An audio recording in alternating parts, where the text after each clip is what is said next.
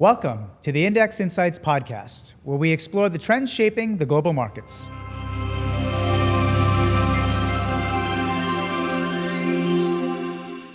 I'm your host, Rahul Sen Sharma, and today we're talking about a topic that rarely gets the spotlight but has been in the news lately.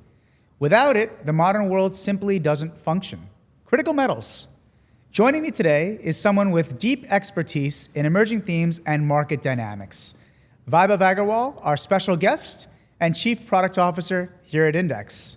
Vaibhav, welcome and great to have you on again. Thanks, Rahul. Excited to be here again.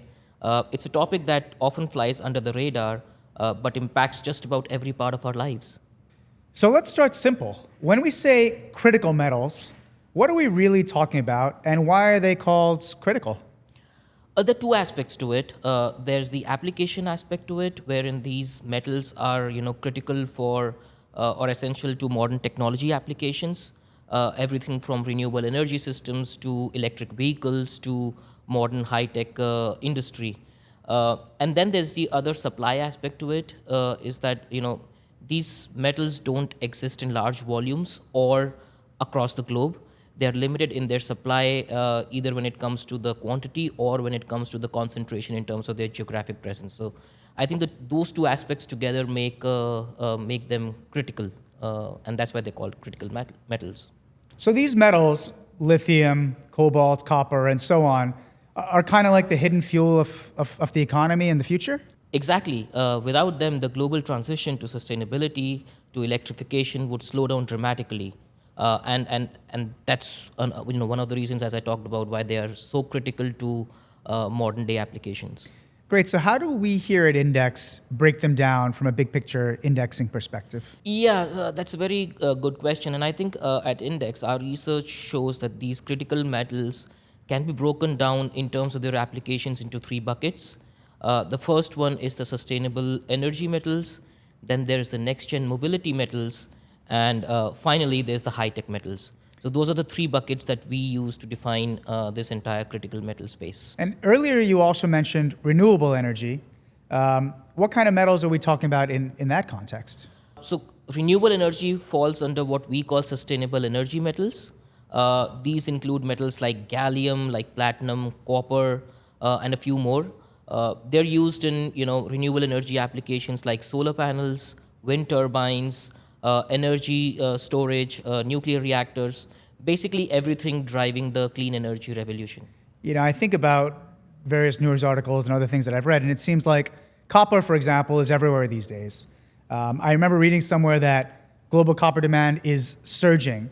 It's expected to hit something like 36 plus million tons by 2031, and that's supposed to go up to 50 million tons by 2050. So I keep seeing headlines about it. For that one in particular, how is copper being used today? It's one of the most in-demand metals, to be honest with you. Its applications range from EVs, power grid, 5G networks.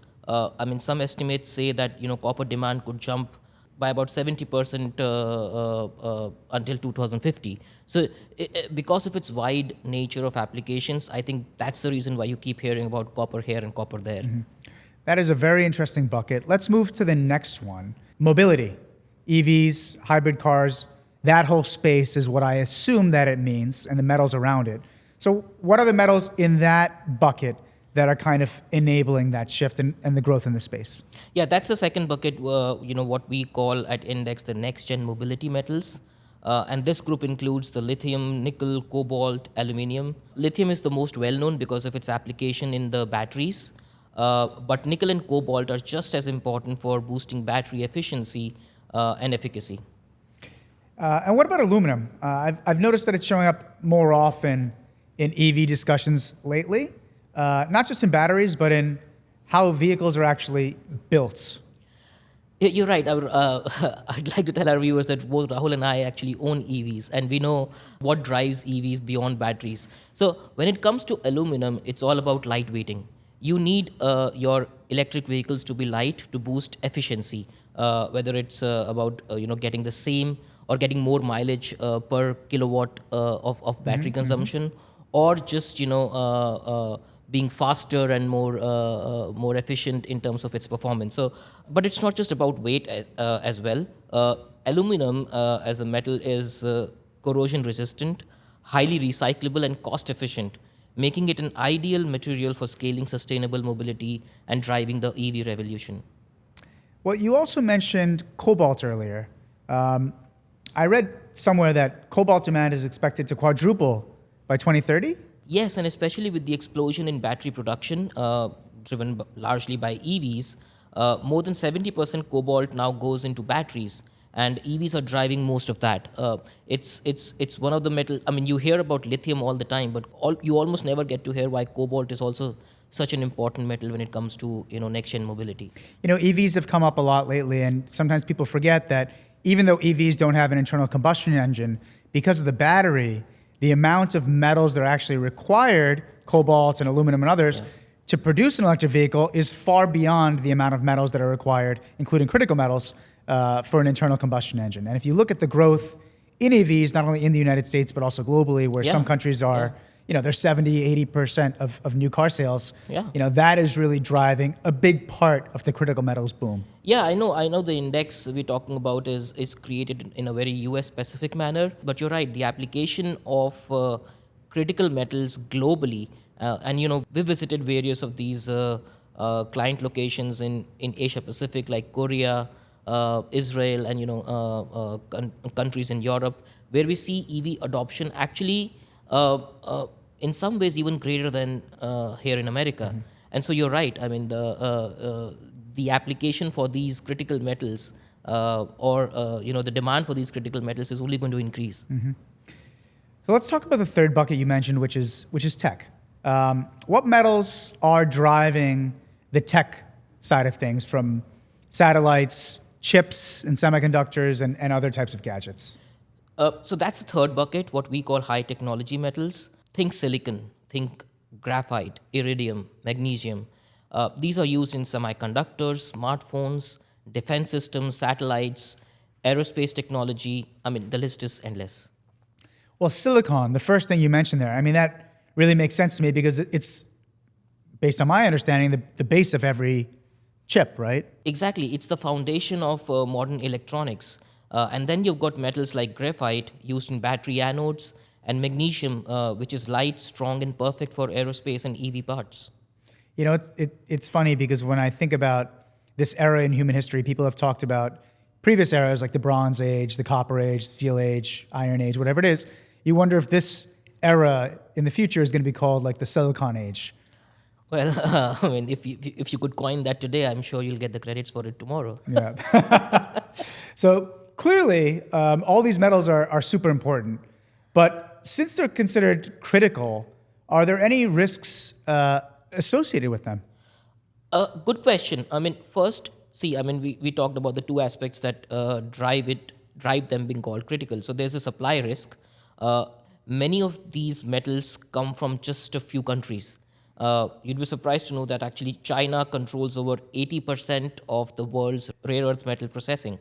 And if you talk about metals like cobalt, I think large portion of the world's production actually comes from the Democratic Republic of Congo. So the criticality, as we mentioned earlier, or as we talked about earlier, is driven by their concentration in a few countries, as well as their criticality to the applications. So that's the supply risk is there, and you're right in asking that.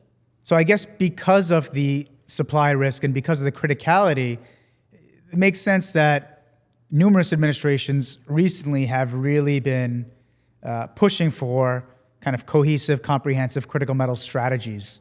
It's more than just about clean energy, right? It's about, at the end of the day, economic security. Absolutely. I mean, you can't decouple it from geopolitics because of the wide nature of its applications. I mean, look at what US has done in terms of signing critical metal scenes. Most recently with Australia, just a few days back. Every country, whether it's the EU, whether it's US, or whether it's the Asia Pacific, they're trying to shore up their critical metals supply chains. Because of the supply risk that we talked about, there is almost an undue power rested in some of the countries because of the nature of the space, that if they stop supplies driven by trade wars or things like that, then the entire electronic production of the world can come to a standstill. So yes, it's become a matter of industrial and geopolitical strategy. And you see countries using critical metals as almost a tool from a tariff perspective or a trading perspective. And you have had for a number of years now the U.S. trying to restrict China's access to chips, obviously, which use silicon, which we discussed earlier. But you've also had China threaten and also withhold certain other critical metals from the U.S. and its allies too. And earlier this year, you even had President Trump announcing a 50% tariff on copper imports. So along with higher tariffs on steel and aluminum, it might impact the cost of these metals here in the U.S. Right. I mean, these tariffs could slow down projects and make these metals more expensive, especially in sectors that rely heavily on these. And we've talked about energy, mobility, construction. So it's a reminder that global policies can directly affect how we build the future. And that's another. I mean, I'm harping on it again and again, but that's that's the prime reason why these metals are so critical to global supply chains and applications. Yeah, I think you're right. I mean, this is all getting to the core point, which is that if geopolitical tensions continue to rise, it could really disrupt the entire green tech ecosystem. And since that is such a critical part of the global economy today, just the economy overall. In addition to that, when I think about it, I mean, these metals aren't just about clean energy. They're vital for defense, electronic, automotive, and there are really, in a lot of these cases, I mean, if you're talking about batteries and cobalt, there's not really any real substitutes. And if you want to set up a new mine and new refineries, that could take a decade or more, even once you find the source of that material in the U.S. or a friendly country. So, I mean, soaring demand really makes them really a bottleneck and a really interesting opportunity from an investment standpoint, right? Yeah, I mean, you've nailed it. That's why there's a global race to secure these metals. People tend to forget that besides their applications, they also offer strong investment potential. For instance, lithium, it's expected to grow at a CAGR of about 18.2% between 2025 and 2030.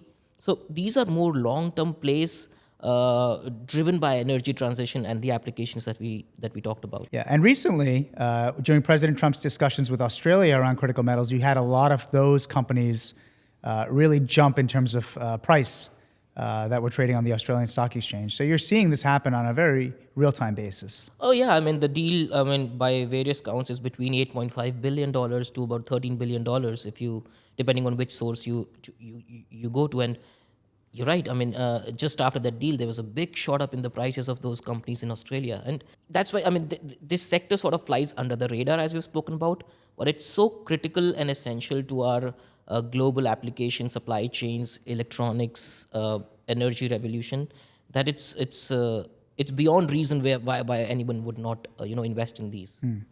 Yeah, I have to say that, of course, we're talking about critical metals, but I personally am very proud that you and the product development team and the research team identified critical metals a year and a half ago now, almost 2 years ago, as a really interesting potential theme to target through an index. And we built it. And I think, all kudos go to you and the product development team for identifying that.